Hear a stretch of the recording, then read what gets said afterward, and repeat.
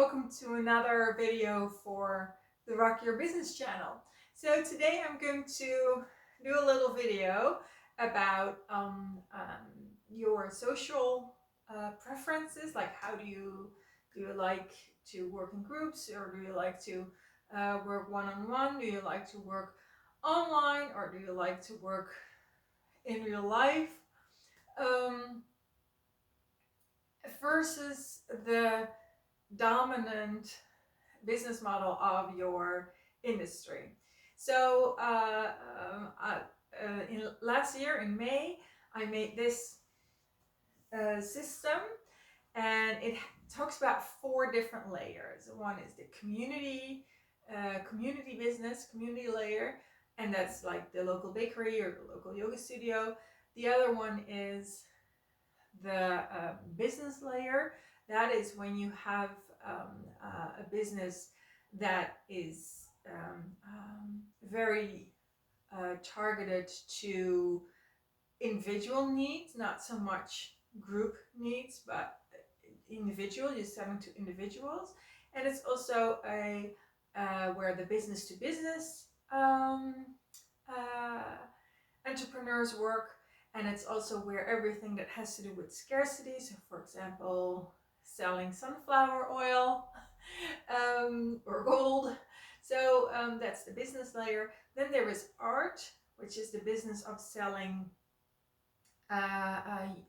units, either tangible units of art, things you created like a painting or an album, or immaterial ideas. So, a model, or like if I am a yoga teacher and I created a new way to do yoga and I wrote a book about it, then I'm at the art level. I'm no longer at the local yoga studio level, I'm at the art level because I created something, and that is really what I'm selling. And then there's the rockstar level, and the rockstar level is when you have a unique personality and people resonate with that personality, and then you can sell anything that has your vibe, that is an authentic expression of you. So that's the rockstar level. So every level has a kind of ingrained way to have that social interaction. And this is also one of the reasons why it is very important to understand or to take a look at the business model of your industry, because it's probably, everybody probably has the same model, same business model. And that means that if you adopt that model, then you also adopt the types of social interaction that is typical for your industry at that moment in time. And that doesn't have to be suitable for you or the best choice for you. So let's just go by the 4 different layers, see if you can recognize yourself. I'll try to give examples, and think about some alternatives if the business model of your industry is not the right one for you. So I'm going to start at community level. Community level, you can think of the local bakery, you can think of the local yoga teacher. Let's just have those examples. At community level, the default social interaction is a very broad audience. Think of the bakery, and it is and groups. So yoga, teaching yoga, for example. And here in the Netherlands, yoga is taught with fixed groups. So not as much, or hardly any studios have like a drop-in, like a card, and you can always drop in whenever you want. And most will have a fixed time for you.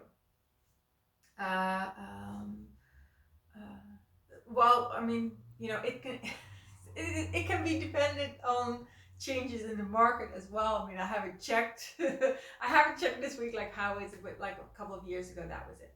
So working in groups, either fixed groups or drop-in groups, and working with a wide array of people like in the local bakery. Those are really kind of like the hallmarks of having a community-based business. Now, if that's your thing, then great, but if it's not, then what? So what if you're a yoga teacher and but you do your best work one-on-one, you don't do your best work in groups? Well, then go teach one-on-one yoga. It's really that simple. Um, the bakery. What if you're not good with, attending to a wide array of clients in the shop? And what if, and also a lot of clients. So like if you work at the counter yourself, you could be seeing, I don't know, up to 50. Well, 50 is probably a bit much. Like, let's say 25 clients an hour, that you help and that you see and have like a tiny conversation with. So what if that's not your thing? Well, then you have to start thinking about other business models. You could more withdraw from the actual seeing of the clients, and you could just focus on the social media bit where you attend to your clients virtually, but in the shop you have your personnel doing that work of seeing all those people. So you can kind of like step back there. You could also think of other business models where you sell your products online instead of having it, having a shop where people come to you. So those are the things to consider when you have a community business. That like 9 out of 10, if not more, the business models will be very extrovert driven, I would say, or they require extroversion and group dynamics. They require a knowledge of what group dynamics are and of kind of like a love for being in a group. Okay, then the second one is the business level. This is usually a one-on-one thing. It's not so much a group thing, or when it's a group thing, it's an online thing. So here you have more choice, I would say. But it's very money oriented. So if I am a therapist and I have a business at the business level, then if I'm a therapist who loves marketing and loves selling and loves speaking about what they do and say, well, come and book a therapy session with me, and I will happy to help, then I'm in exactly the right bracket. But what if I am a therapist who likes working in groups and who likes kind of like not having that having to sell what they not having to speak about what they are selling? Then the second bracket of having like a really professional business can be an extremely lonely place. So you really have to think about, okay, how can I do this my way? How can I make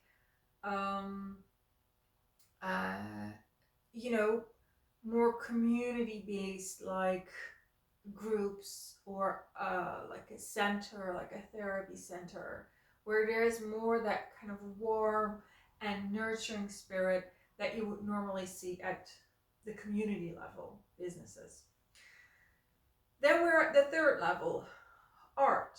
So in art, there is it is very common to have someone else sell your stuff. So you see it with artists, you know, you have an artist or a writer and you have an agent, or you have the gallery. Um, so they do, and or you know, writers who have a publisher. Here in the Netherlands, we don't really work with agents that much, but writers who have a publisher, then the publisher does the heavy lifting of the marketing, and so the writers, like, dominant social interaction would then be with their publisher. Um, so at the art level, it's very common to have someone else do your selling, do your marketing. Um, so if that's your thing, if you like someone else to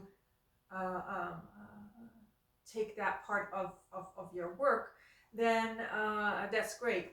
But what if you are, you know, very marketing driven and sales driven? Um, then that's really not going to work for you. So then you have to do it yourself. And what I have, um, what I have here today is an example for level 3 and 4. So the rock star level and the art level. And it is from a Dutch artist called Herman Brood. And he was a musician. So he was definitely a rock star, like uber rock star. But he was also an artist. So he was, a skilled artist, a trained artist. He had, been to art school. But his success really came from him being very comfortable selling his own work.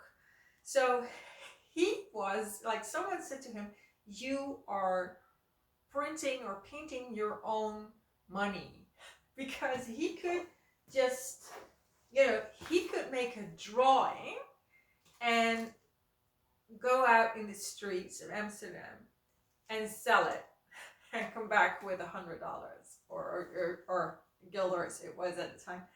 So he could make it and sell it. So that's just an example of, someone who has a clear business. He was functioning at level 2, a business level, with his art.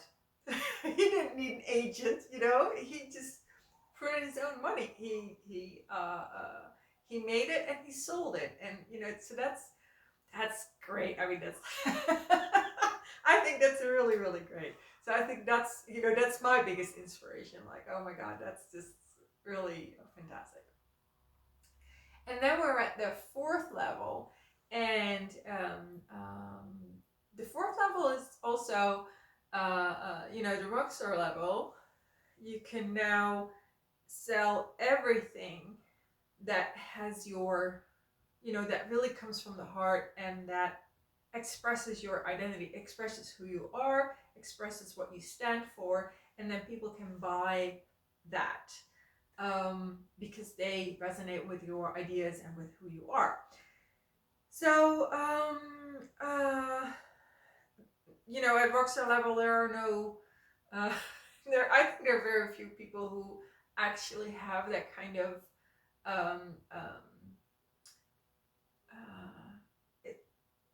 kind of like, it's like a combination of business instinct and and the personality that you develop, or that you choose to bring into the light. So there are no rules as to what your business model is going to look like when you are a rock star. But what I do like to I'm thinking of this on the spot, so thank you, Universe, for this idea.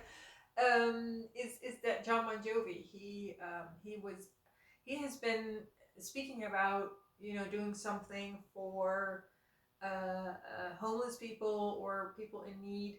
From, it's like, I think the first images of him in the band doing something like that were from like the early 90s, around the Keep the Faith album. I think that they first started talking about being socially conscious. Well, they didn't use those words. These very not rock star words, but they were very socially conscious. Um, and he later developed that in a community restaurant, the Soul Kitchen, or I think they have three by now, three locations of the Soul Kitchen. And you can either pay for your meal or you can help out in the kitchen. This is from the top of my head, so I have no idea if I have the exact dynamics right, but either way, it's a very kind of like inclusive, no judgment uh, um, restaurant where everybody participates and loves to help out in the kitchen, and even people who can pay, sometimes they pay and they help out in the kitchen. So it's like you see this rock star level that too can be very lonely. So one way of explaining what the Soul Kitchen is to say, okay, that is the rock star who has like made that connection all the way back to the first level that we have, the community level, because it's John Bon Jovi is a very socially engaged rock star, and so he then takes on this role of community leader. And that is really the role for the first level. Like if you have a business at community level, then the way you can develop that is by being more present as a leader in your community. So then we have the full circle, then we have the rock star, going all the way back to opening restaurants at community level and being a community leader. So that was my talk for today. It was a difficult, well, not difficult, but it was kind of like a challenging thought. Challenging thought. It was a challenging video for me because I just knew that this was something that I really wanted to speak to you about. But like you can see, I don't have any notes, or I don't have any, like that I had examples for every level, and I thought, oh, that's, I didn't have my whole story, but I was just sure that it would come as we would go on, and we would be having this conversation, and it did. So the entire gist of it is that the business models in most industry really are only suitable for if you have certain preferences, or certain, you like certain things, and also you have certain skills, and you are, in the social context, you have a certain characteristics, and if that's not you, then you should reinvent the business model of what it is that you do, so that it suits however extrovert or introvert you are, or however comfortable or not comfortable you are selling your own work, however comfortable or not comfortable you are talking about your work. So, and also I really hope that this story about Herman Brood, our late Dutch rock and roll star, that it really inspires you to kind of like step up your game, as in how, that it's okay to be bold. I mean, if that's you, if that's you, you don't have to be. You have other people who will love to sell your work for you, and I mean love. So, if you're not Herman Brood, and if you're not, you don't want to take your work to the streets and just ask money for it there, then give it to someone who will love to do that for you. Okay, so that was it for today, and see you next time. Bye.